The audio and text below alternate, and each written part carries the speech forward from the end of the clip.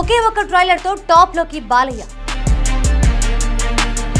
ఇన్ని రోజులు పుకార్లు మాత్రమే, కానీ నేడు నిజం కళ్ల ముందు. దీంతో అమెజాన్ ఓటీటీ వేదికగా Bhagavanth kesari record.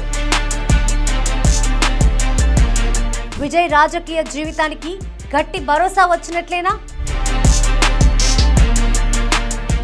Ilaya Thalapathy Vijay, God of mass S Balakrishna, ఈ ఇద్దరు సౌత్ సినీ సిల్వర్ స్క్రీన్ పై తిరుగులేని హీరోలు.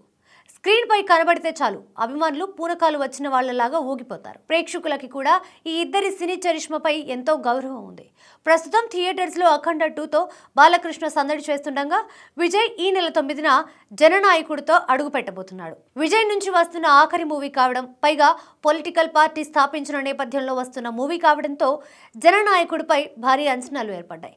సదరు మూవీకి సంబంధించిన కథాంశాలు ఏ విధంగా ఉండబోతున్నాయనే ఆసక్తి కూడా అందరిలో ఉంది.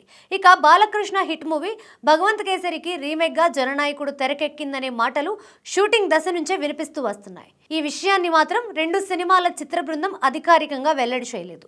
కానీ ఇప్పుడు రీసెంట్ గా విడుదలైన జననాయకుడు ట్రైలర్ లోని సన్నివేశాలు, క్యారెక్టర్స్ చూస్తుంటే భగవంత్ కేసరికి రీమేక్ అనే విషయం చాలా స్పష్టంగా అర్థమవుతుంది.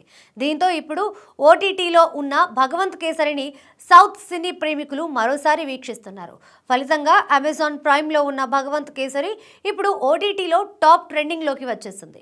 భగవంత్ కేసరి కథ గురించి అందరికీ తెలిసిందే. మహిళా సాధారికతని చాలా బలంగా చెప్పడంతో పాటు దేశ భద్రత కోసం సంఘ విద్రోహ శక్తులతో భగవంత్ కేసరి తన ప్రాణాలకి తెగించి ఎలా పోరాడతాడో మనం చూసాం. కలెక్షన్స్ పరంగా సరికొత్త రికార్డులు నమోదు చేయడంతో పాటు 71వ జాతీయ చలనచిత్ర అవార్డులో ఉత్తమ తెలుగు చిత్రంగా ఎంపికైంది.